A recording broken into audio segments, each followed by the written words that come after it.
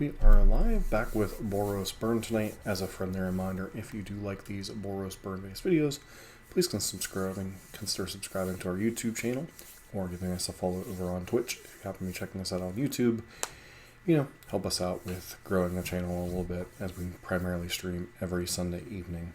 So this list is very similar to what we ran last week, except we're not running Exquisite Firecraft this week. Instead, we're going back to the version that I had the most success with overall, which was 2 Deflecting Palm, 2 Path, 3 Sanctifier and Vec, the 4 Roiling Vortex, and 4 Smash to Smithereens.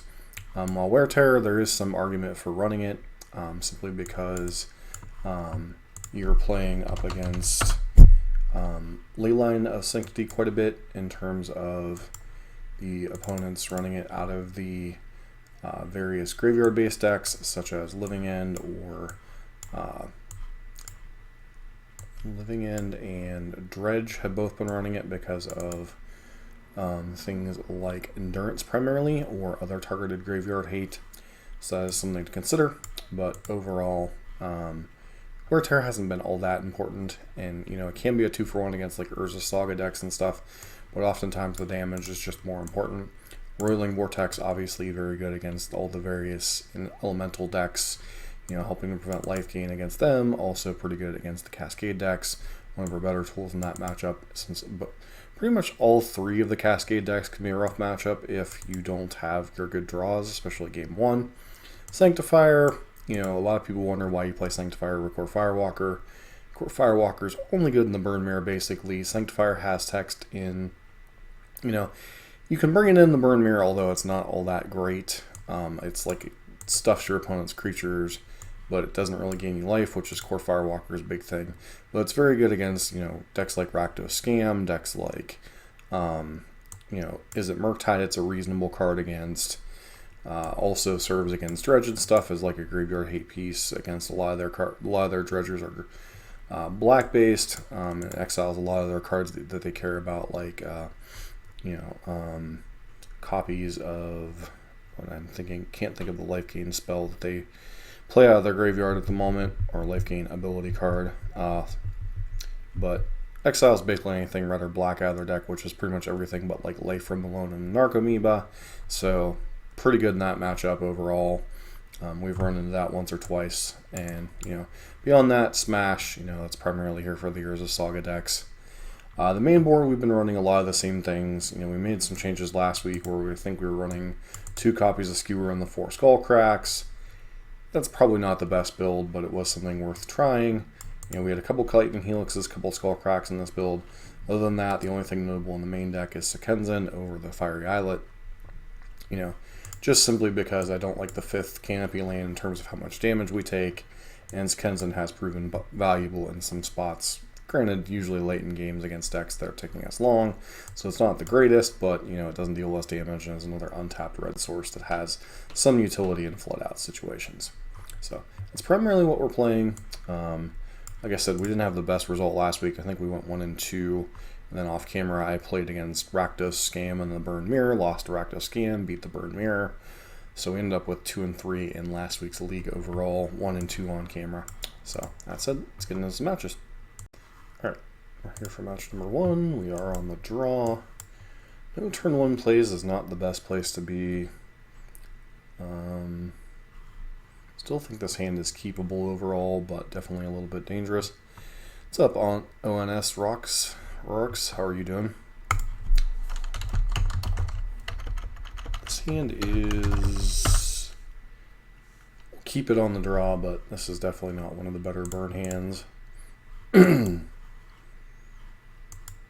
Like, we have 11 points of burn, we have an Eidolon, but we're not doing anything until turn 2, which is generally not where you want to be again with this deck. But opponent plays Bloodstained Mire, passes. Okay, Riftbolt at least gives us something to do on turn 1, which is better than our hand had been doing before.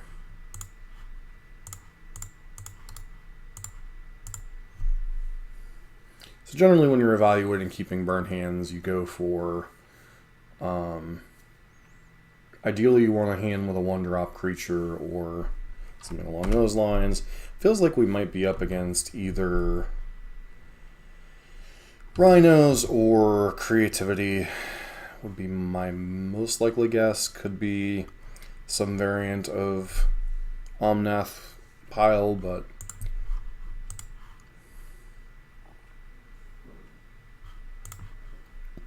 just run Eidolon out. It's our best card in most of these situations. One of my neighbors just took a flop. Okay, this feels like creativity. Yeah. So and missing their third land drop is good for us because I don't know that we have a way to realistically beat an Archon right now. Well, that's good. Yeah, I like to play Murktide when I had access to when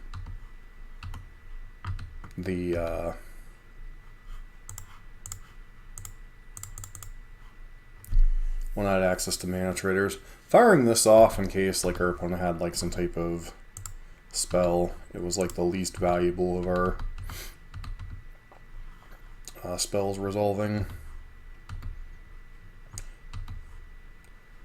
But they're definitely on creativity at this point.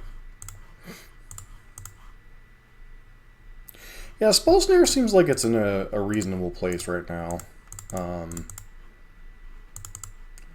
Maybe I should have played around Dead Gone here. Of course, they have Bolt, so none of it matters. Put it with our third land, which is mildly terrifying. Not sure what they would be playing here that they would...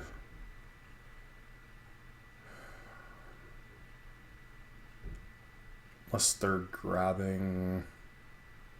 Okay, that just makes no sense whatsoever. Alright, so we're going to Lava Spike them, and then if they go to play creativity or whatever, they just die. So, we're in an okay spot. Yeah, Spell Snare does hit several things in the format right now. Okay, so you're just conceding the game. Got it.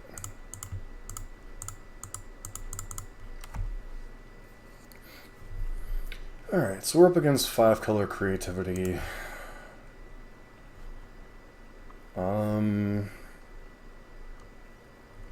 I guess we bring in the 4 vortexes, although they're not... I guess we should see what these Leyline of Binding creativity decks are bringing to the party.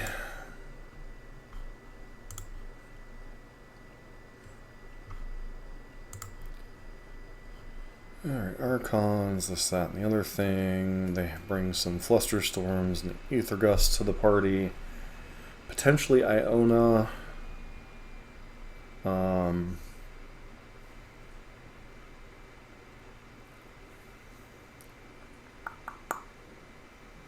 So do I play around Iona and bring in Path? Could also bring in Smash to help counter their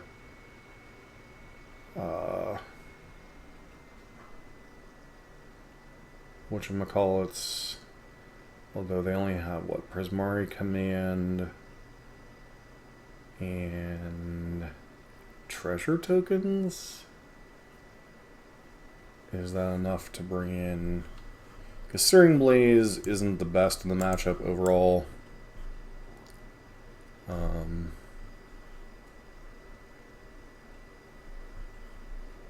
Turn the Earth.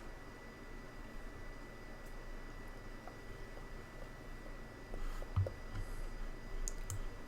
think we'll just shave these for these right now.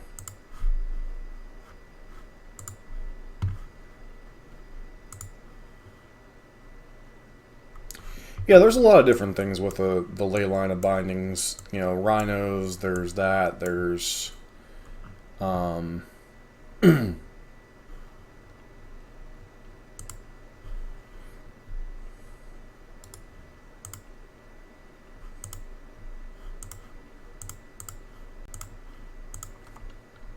there's variations of 4-color, 5-color control that's popping up with Leyline and the new domain black instant speed draw spell card. Yeah, so there's a lot of different things going on.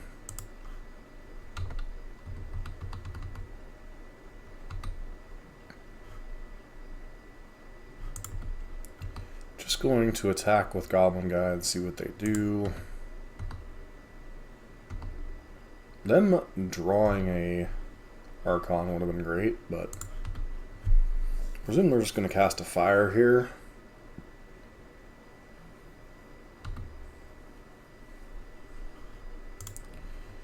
So again, we get to resolve an Eidolon, which is nice.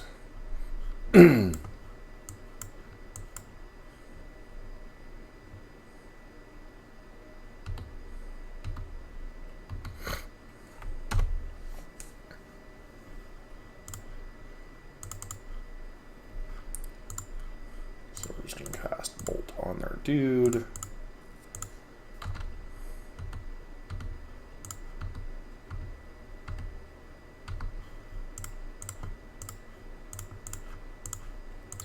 Try to reduce their life total as much as possible. Now they get to do some things, but if they go fetch land into Archon, we're pretty well dead here anyway. And it looks like they have the creativity, so yep. That's why this matchup is so bad. That said, if we hit one of our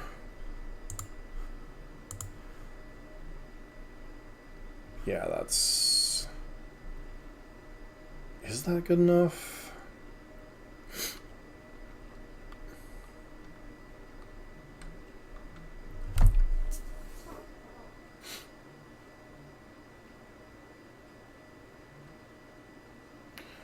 Boros Charm puts them to 3. They go back to 6.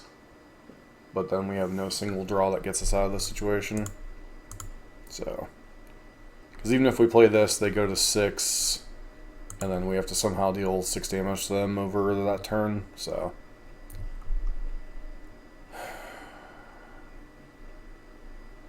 Searing Blaze is like an okay card, but it's still not...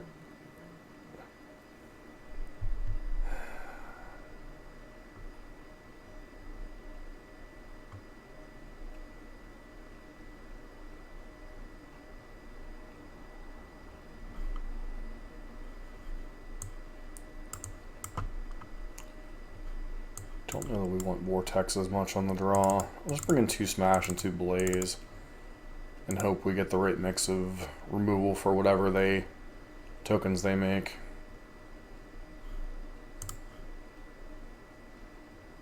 Alright, this hand isn't... Can we keep this hand? This hand once again does nothing on 1.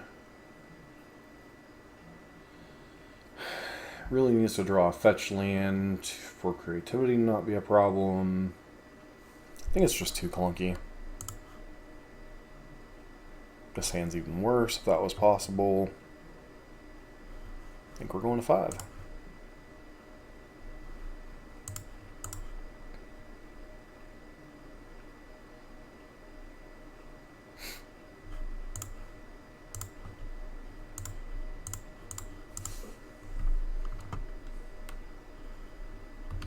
Matchups like these, you have to try to be proactive, so keeping a very clunky hand gets a little awkward.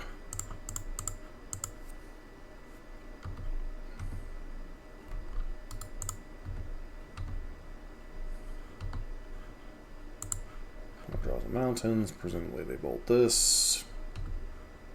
Take 1. Pass turn.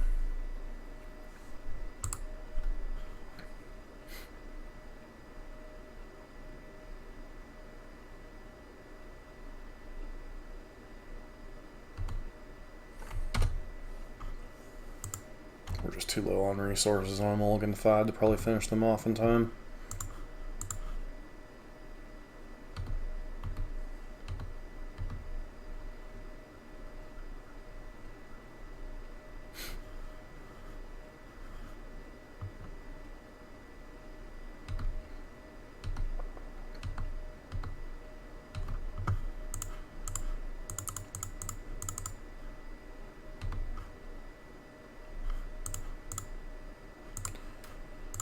Not to play idle on here. Just holding up Bolt against their Goblin, allowing them to do things, just doesn't win us anything. I think we lose anyway, but if they have creativity or Transmogrify, we're just dead.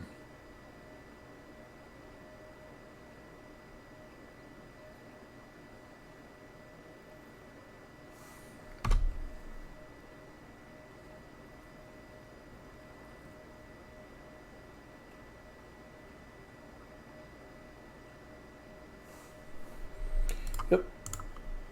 And that is why creativity is not a good matchup for Burn anymore. Used to be when they had like weird stuff like Angel of or Sanctuary. Oh, what is the name of that?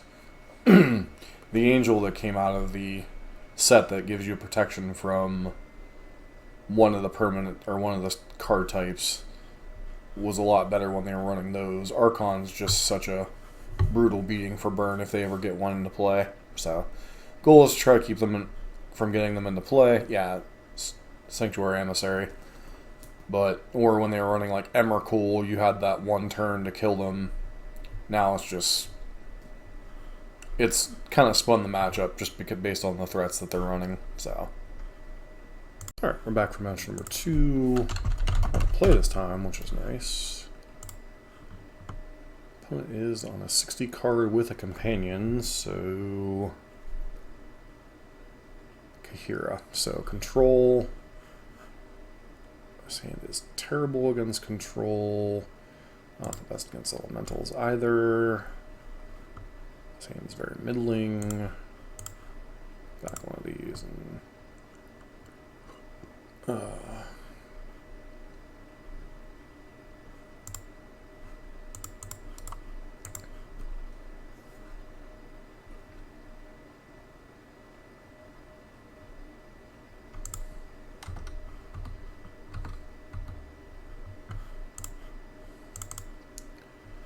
that would have been a much better draw. Turn 1. It does nothing.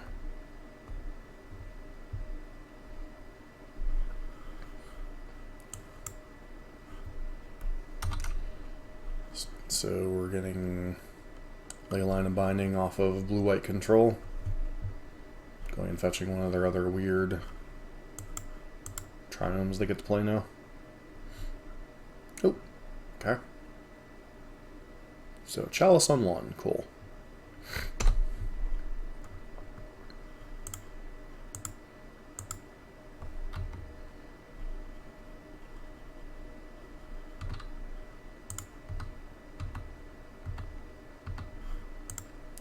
Let's go ahead and resolve Boros Charm when we can.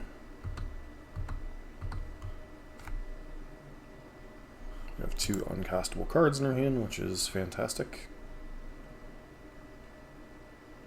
Prismatic Ending, they go to 8.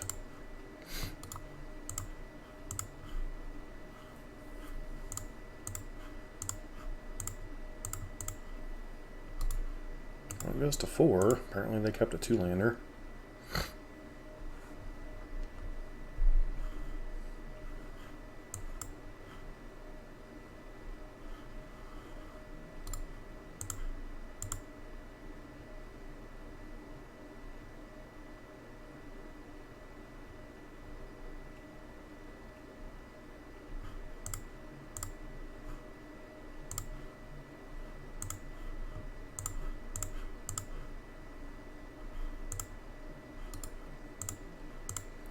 It goes to 1, so they can no longer crack a fetch land.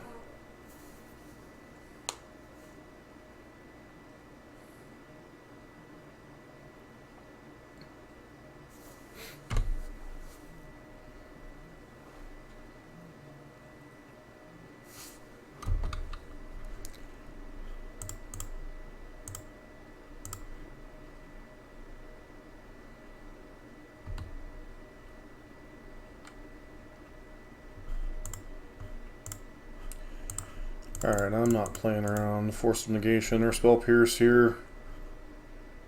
And we got there. So blue-white BS.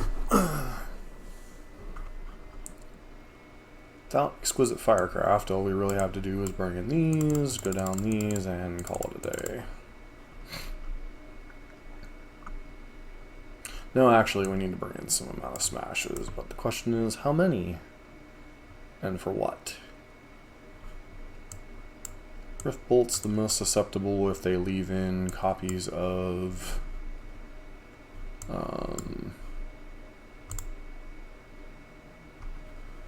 Teferi Time Raveler. So we'll bring in 3 smashes. Ideally, you only really want to see 1 against Chalice. So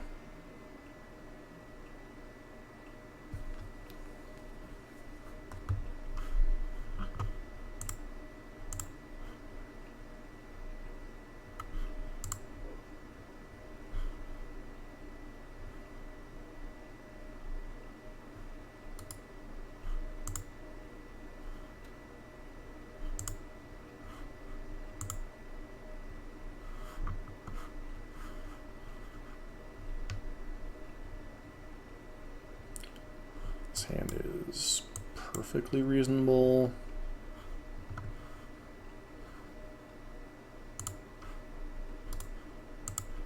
Obviously, it kind of sucks against Chalice a little bit, but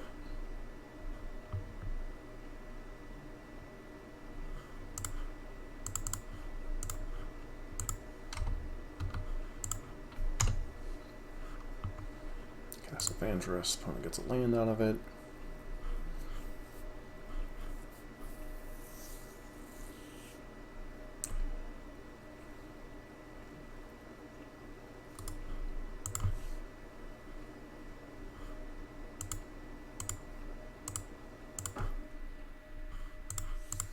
Okay, I'm going to take the opportunity to see what they do with whether they killed this Goblin Guide. I feel like they'll fire it or Solitude it perhaps.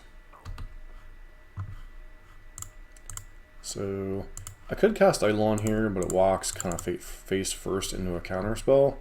I think what I'm instead going to do is split the difference on things here. They really don't want to be counterspelling this, and if we would have played Eidolon, we just walk face first in the counterspell for our entire turn. Worst case scenario would be they have Teferi Time Raveler here. So they get to bounce our Goblin Guide. Just counterspell our Rift Bolt.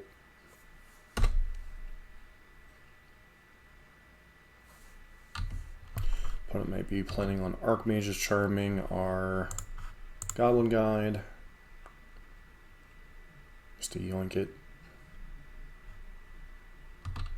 Apparently they're casting a Dovin's Veto. Alrighty then.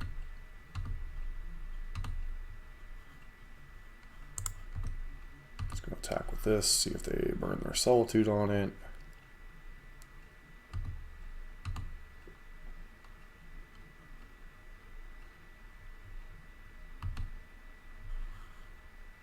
So they did have a Fun Raveler. Okay.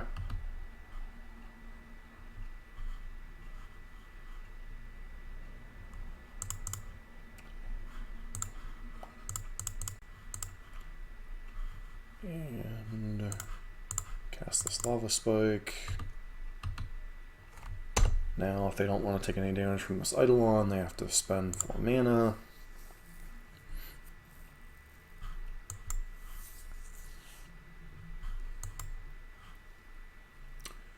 Okay. That's exactly what they're going to do. 4 mana Prismatic Ending. To not take damage from our Eidolon.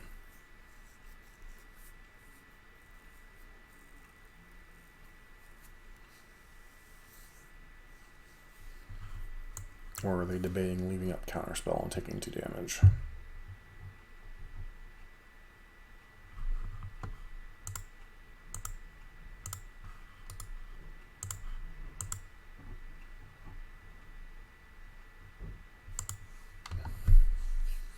Alright, and we just pass.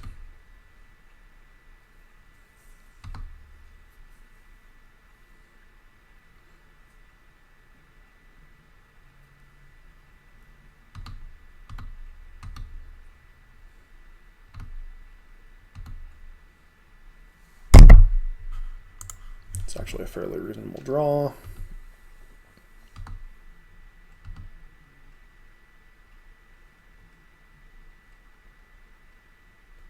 Actually, no, it doesn't.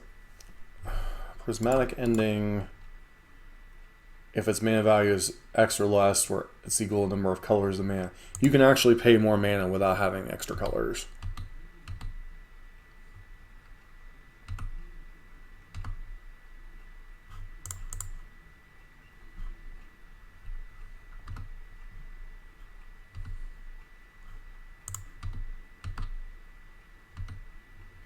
Okay, opponent's drawing a Fire Ice.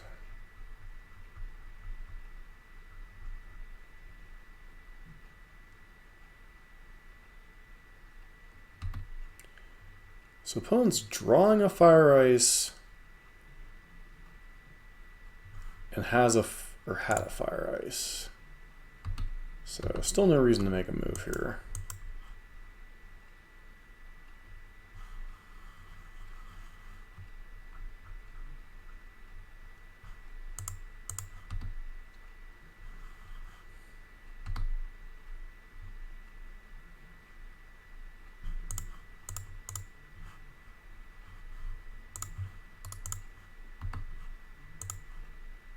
No reason to make a move here.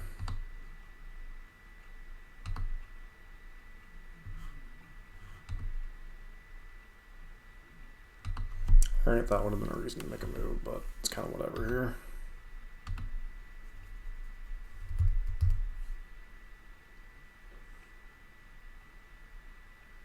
Yep, literally irrelevant against our hand.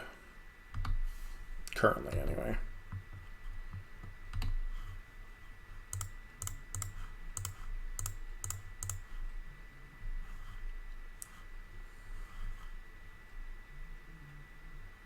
Okay, so they're going to Archmage's Charm.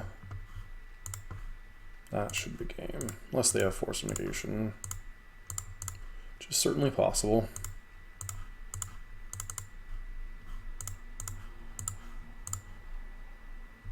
That's the downside of playing blue-white control, is if you don't land a Solitude, you just have no pressure to force Burn to react a lot of the times. And, you know, I've always considered it a reasonable matchup for Burn. You know, sometimes they were trying Ley Line and Bindings and stuff, but I don't think that particular player was trying, so. Alright, and I completely forgot to hit record for YouTube, so you're catching this up in game number 2. Our opponent revealed Yorion in game number 1, and we played against Humans, which was not a deck I was expecting to see. And most of their game plan settled around Unsettled Mariner, and just made it awkward enough between that and Adeline that we really couldn't do anything. We boarded out Eidolons, which I typically do against Humans, because it's not good against Ether Vial decks, although we don't even know if they have Ether Vial in their 80 card Humans deck. One interesting card we did see out of them was Teferi Time Raveler. So this was one of our better starts against Humans, although once again, okay, it's a pretty good one to have as well. Lean on Swift Spear. Opponent has like a Solitude or something, it's gonna blow us out, but I don't know that I play around Solitude Ephemerate out of a Humans deck. Just think our opponent's like leading on Unsettled Mariner or something. Okay, they do have Solitude in their deck. Good to know.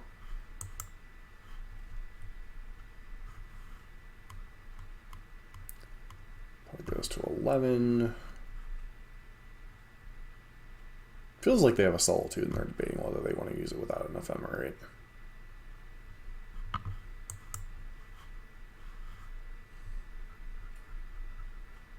Now they're debating whether they want to fetch or if they want to take extra damage to cast their spells. Because Solitude is pretty reasonable against creatures, even if you have to pitch a creature to do it.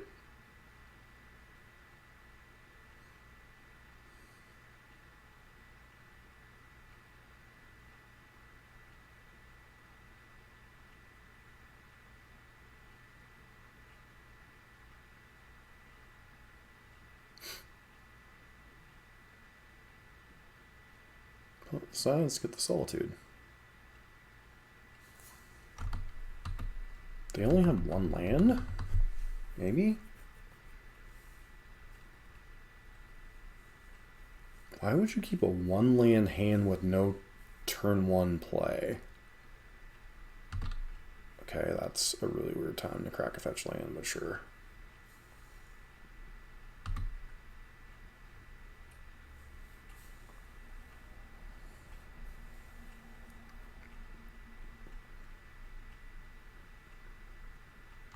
Yeah, it feels like they have an ephemerate. Just gonna get to kill both of our creatures. Do the annoying ephemerate thing.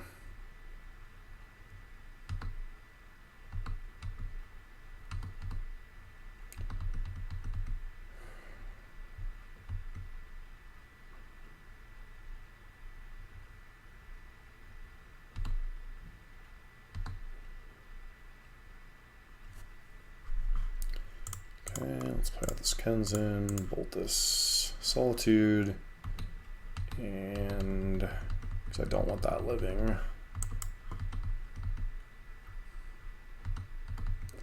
Ephemerate does nothing.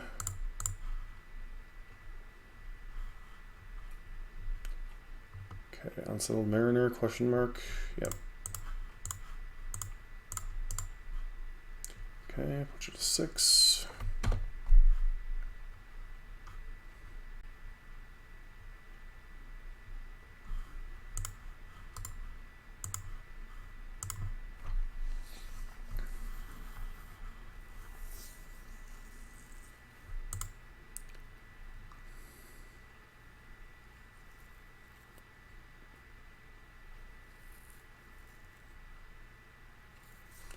Charming Prince gets to gain them some life.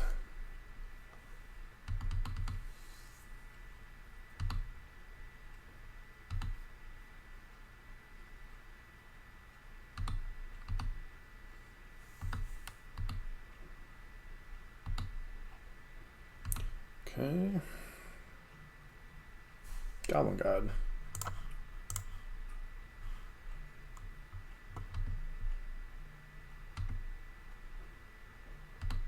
Let's put this in the way of their attacks. Once again, we really don't want to path them until they hit their 3rd land drop. Esper Sentinel. Annoying, but also whatever.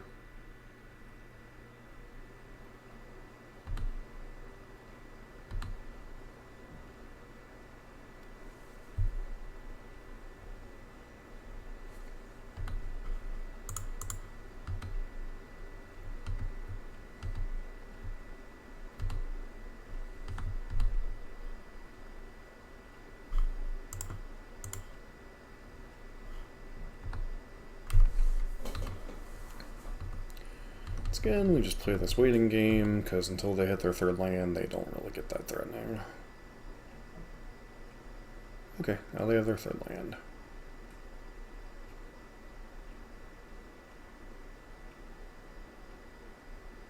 So now they can play like an Adeline or something.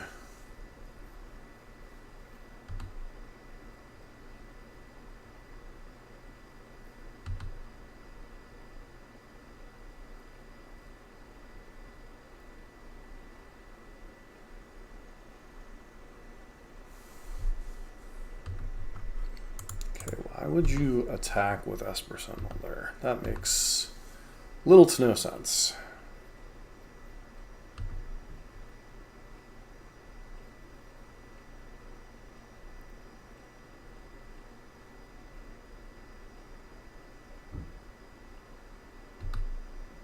Oh, because you have wonderful extraction specialist. Got it.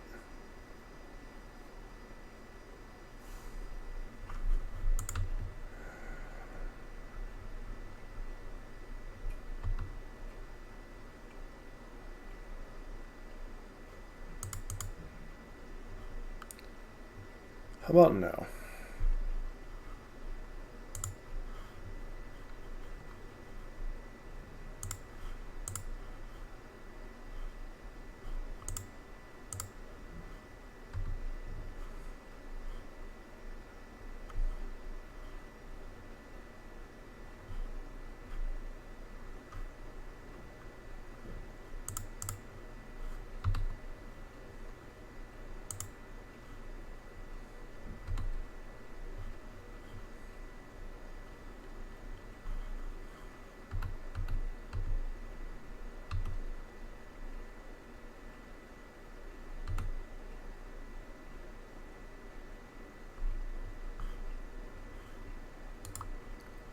Seems about right.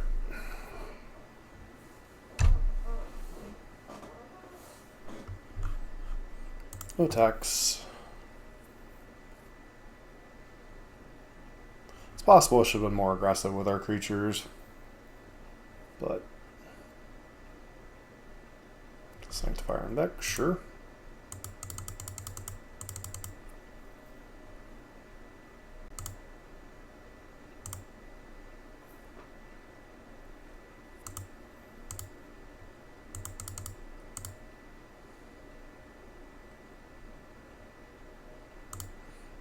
So they do have Ether Vial on their deck, good to know.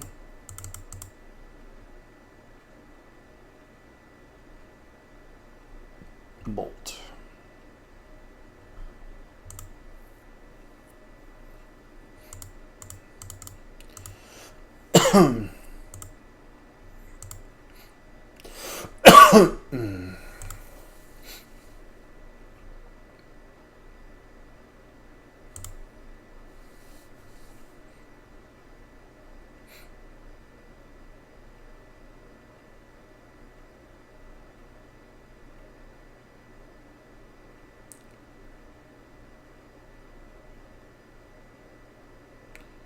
Okay, is this like an Adeline Champion of the Parish into Meddling Mage? Sure.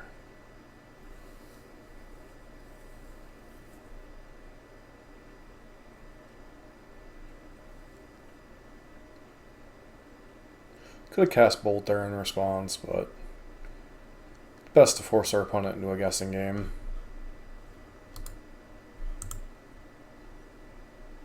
Searing Blaze. Sure.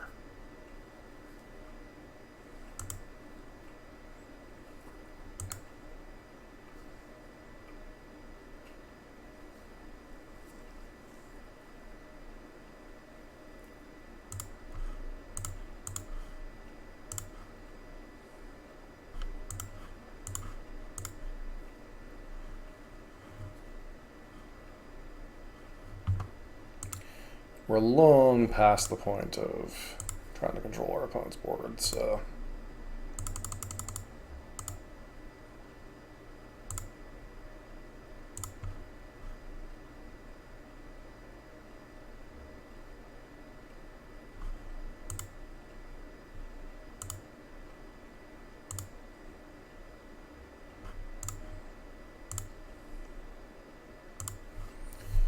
all right. I gotta hope to get a little bit lucky here.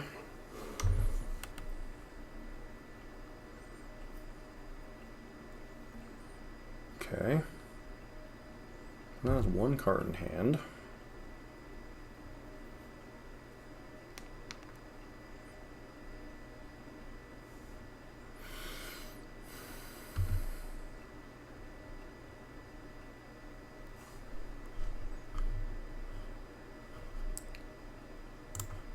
I think we take the opportunity and hope.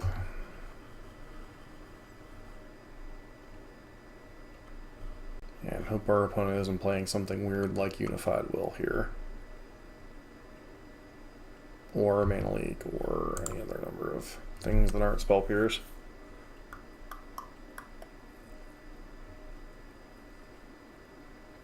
They're going to Solitude their own creature. Or at least that's the idea they're trying to put in my head. Good to know that's the last card in your hand.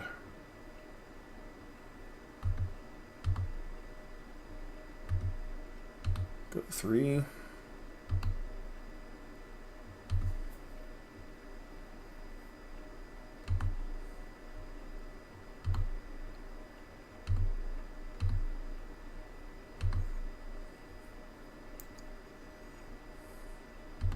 Sure. Remove my monster Swift Spear. Sweet.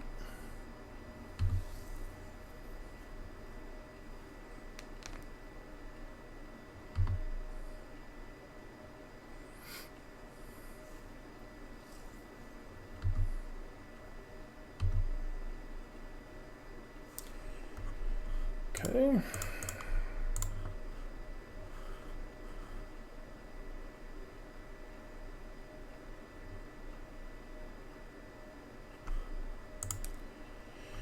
Prevent you from gaining life.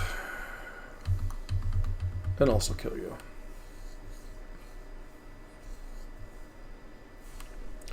Alright, now we somehow have to beat the Extraction Specialist Solitude Ephemerate deck in addition to everything else they have going on. Still don't think Smash is worth it. We just go with what we got.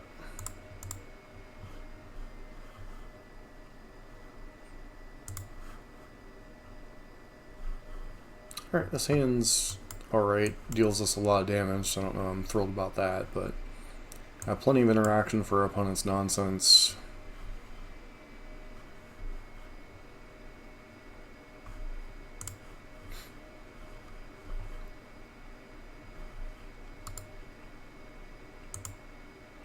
We have a turn 1 play. Hope it's not Ether Vial this time. Of course it's Ether Vial.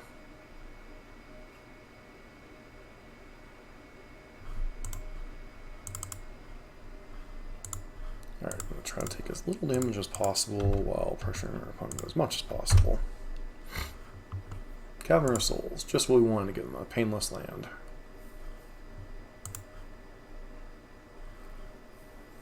Okay, opponent goes Ether Vial on 1. Cavern of Souls into what? Unsettled Mariner. Nope, Thalia perhaps.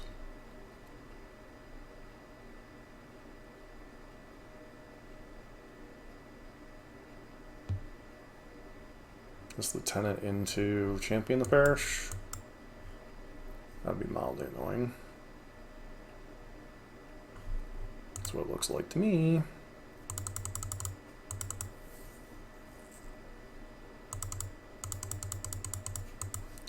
So the opponent gets a 2-2 and a 2-2 out of the deal.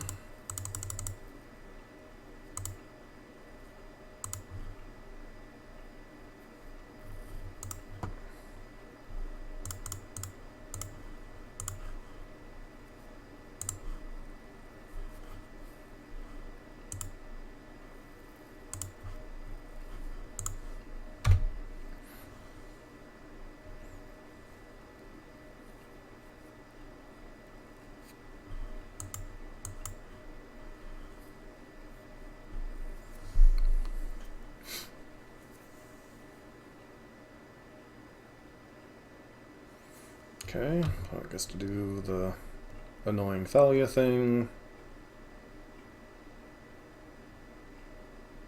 Do they have a third land is the question mark. They do.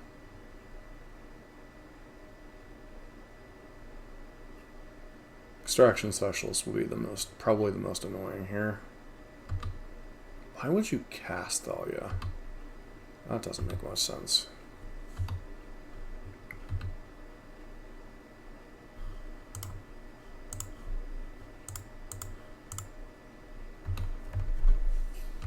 We'll just pass here, see what they do.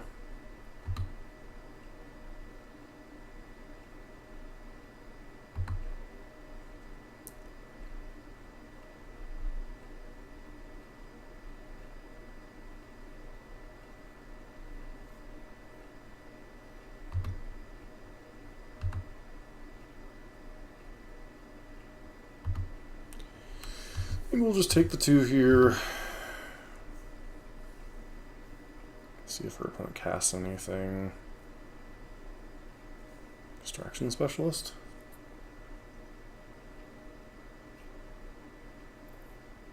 Teferi Fun Raveler, huh?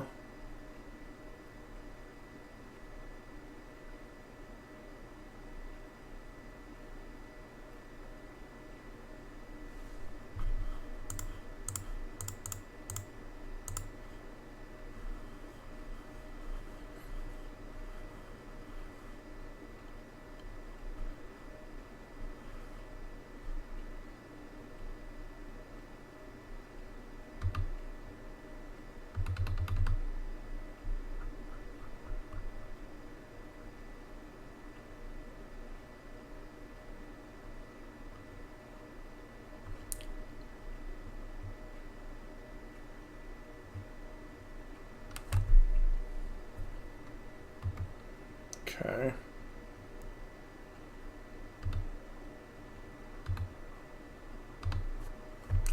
So we can't cast that.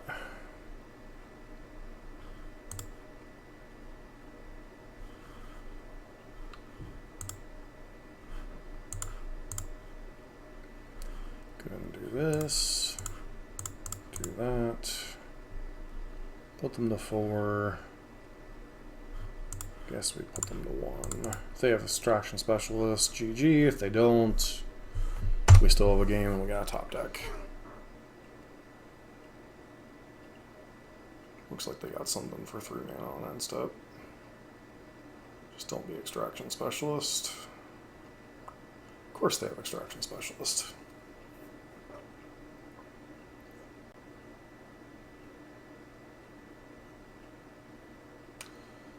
Opponent gets to go to 5, and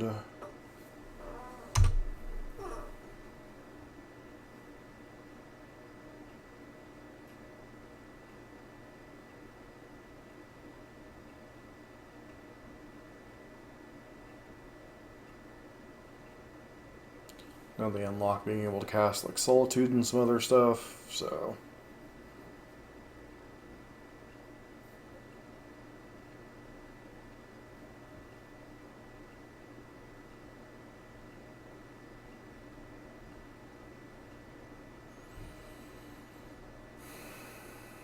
Charming Prince, gain some more life.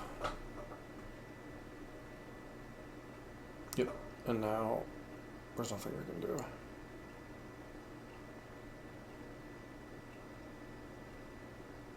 Yep, Settled Mariner.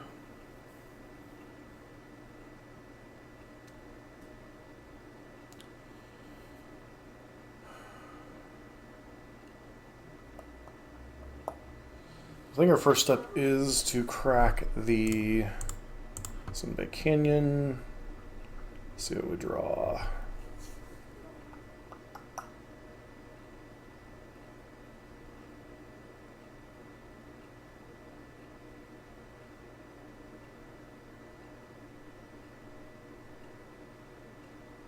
So no matter what we do here, we're dead because we can't.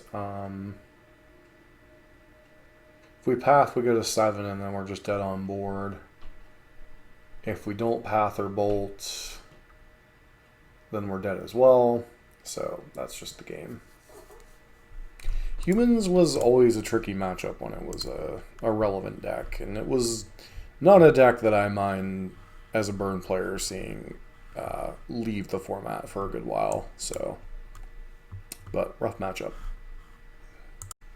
Back for match number 4, actually with the match from the beginning this time, as opposed to missing part of the humans matchup like we did. 5-lander is no way we can keep this in heck into a no-lander. This hand is keepable. Put back a mountain and a Skewer the Critics. Leaves us with 11 points of burn and maybe a prayer. Though it looks like we're up against Murktide.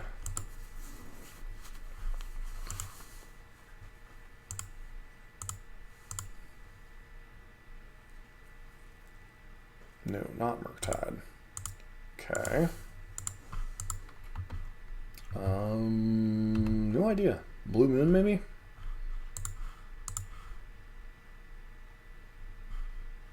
Okay, pass turn.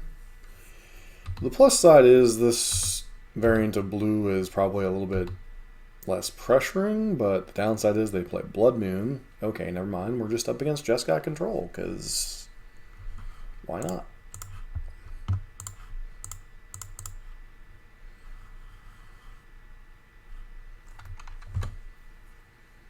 Okay.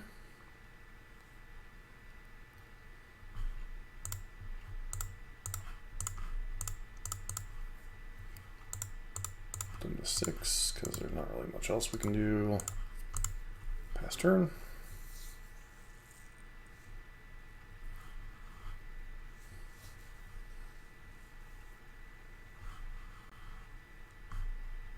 Okay, I'm drawing some cards. Alright, about to get Lightning Helixed.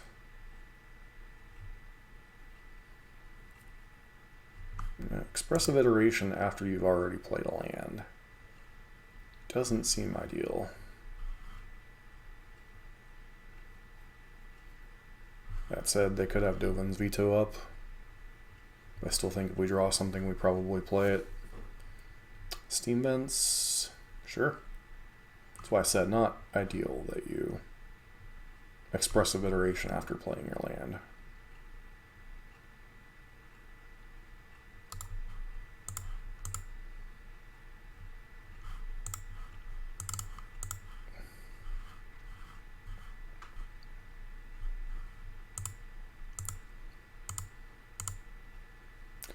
Okay, now they can't bounce this, so they have to have some other way to deal with it, which is fine.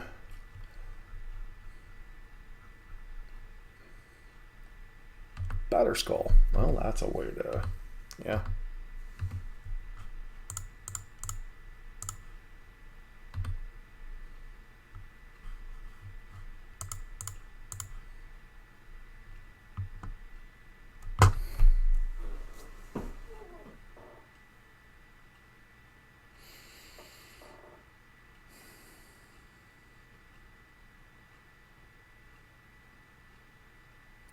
So we're up against some like Jeskai Stoneblade nonsense. Yeah, Batterskull gets him. There's nothing we can do against that, so not withdrawing that many lands. Okay, so opponent is some type of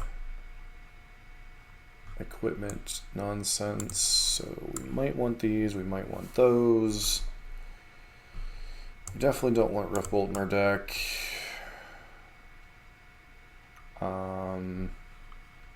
Searing Blaze is probably not the best, although they have probably some number of Stoneforge Mystics.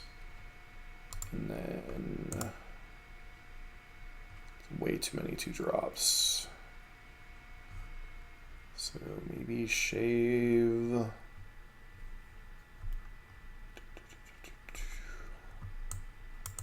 Eidolon's probably reasonable on the draw. Maybe I don't want that many copies of Skullcrack or Smash to Smithereens. Go 2-2 split on Searing Blaze and that, see what happens. Alright, guess I'd like to play first. This hand's reasonable, we will keep it.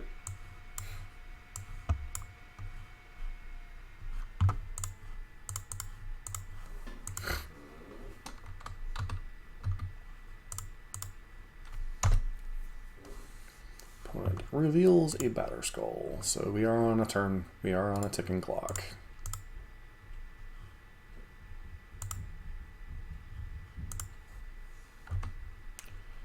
So I think we play Eidolon this turn. They're probably going to bolt it. They are indeed going to take 4 damage total from that. And I just, okay. I was like, did I just manage to pass my turn without playing something? That would have been great. We play Eidolon, force them to answer that, then play Roiling Vortex. It's got a Stoneforge, which is fine. They're effectively taking damage to do nothing.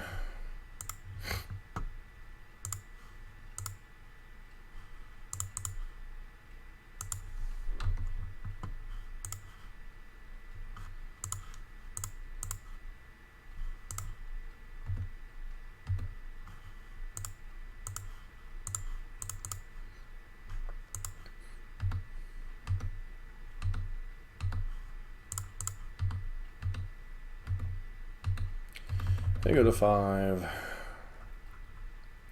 We go to 3 to play anything this turn. And our opponent concedes. Now we gotta win a game on the draw.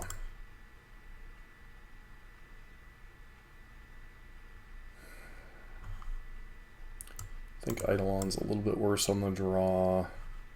Smash becomes a little bit more interesting. Although with Caldera, obviously it's problematic.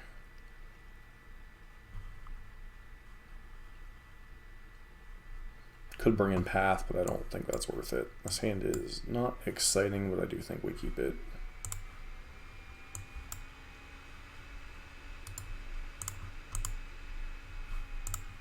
It just got a little bit more interesting, although it's quite likely this Goblin guy dies.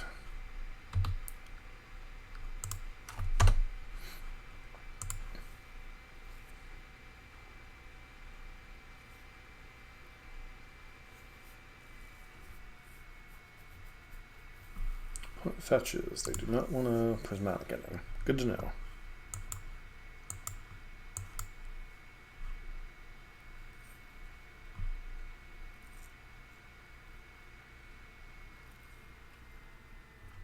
Sure, you have a Ragavan. And a prismatic ending.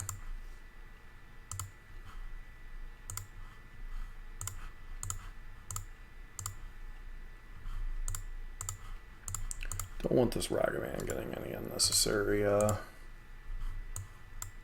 ramp going for them.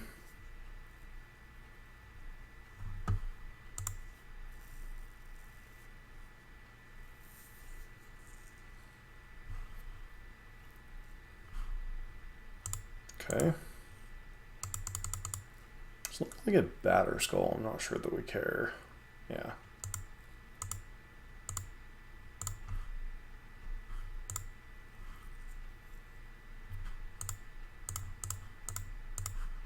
See if they bite on the Boros Charm. I could easily have Spell Pierce. Still think I'm supposed to kill this. I could have easily had Spell Pierce there. Maybe we were supposed to put him to 4. But I do want them to tap out for a Batter Skull. And if they happen to have Caldera complete in their hand, all the more reason not to, once again, not doing anything with a Ragavan. Cool.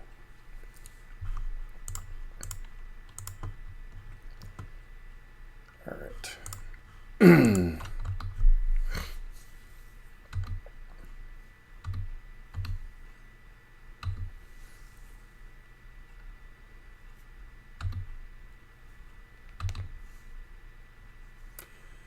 I think we just let the monkey hit us. Got Damn Night Long, which they're not going to cast. They're literally going to cast nope, they're not going to cast Batter Skull. It's actually mildly annoying. Okay, this is a card that might force them to do something. Sure.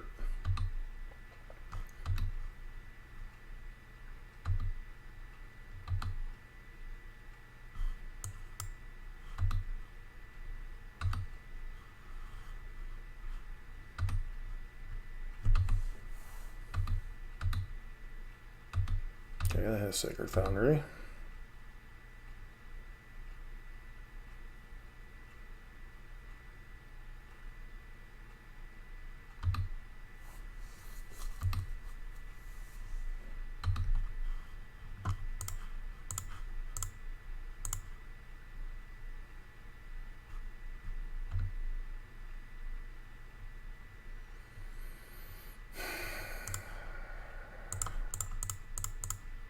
This is the game. They have Counterspell, we're dead.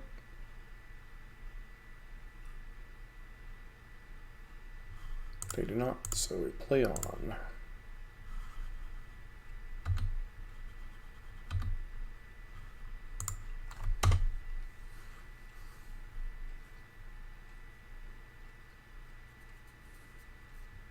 Okay, got a 1.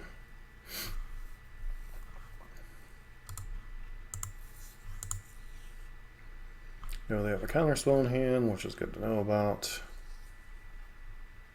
Okay, opponent hits a Smash, which is completely useless.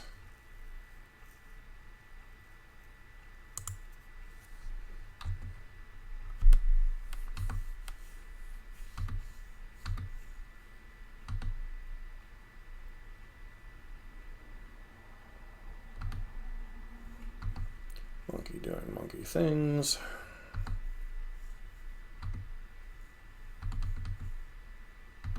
That is the game, or terrifying.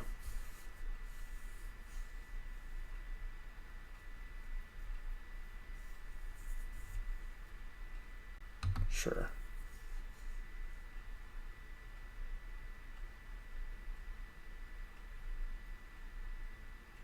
Okay.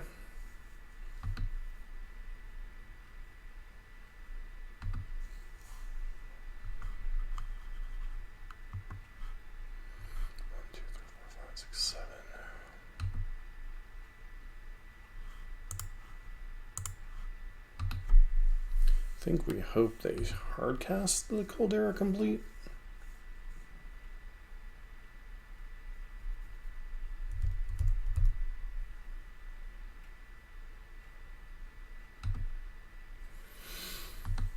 I doubt they'll be that dumb, but we're just...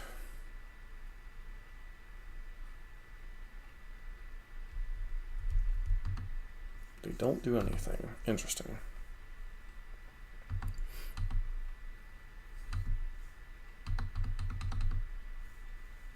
Okay, they hit another Smash Smithereens.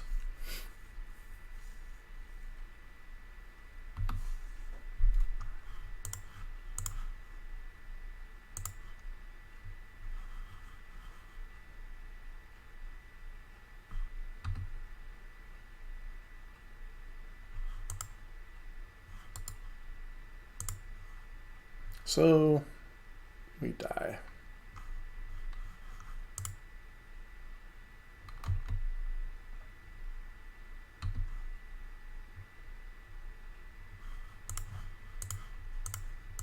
Let's see if our opponent knows how this works. If they do, they have to counter this. If they don't, they die. But they have a counter spell, so of course.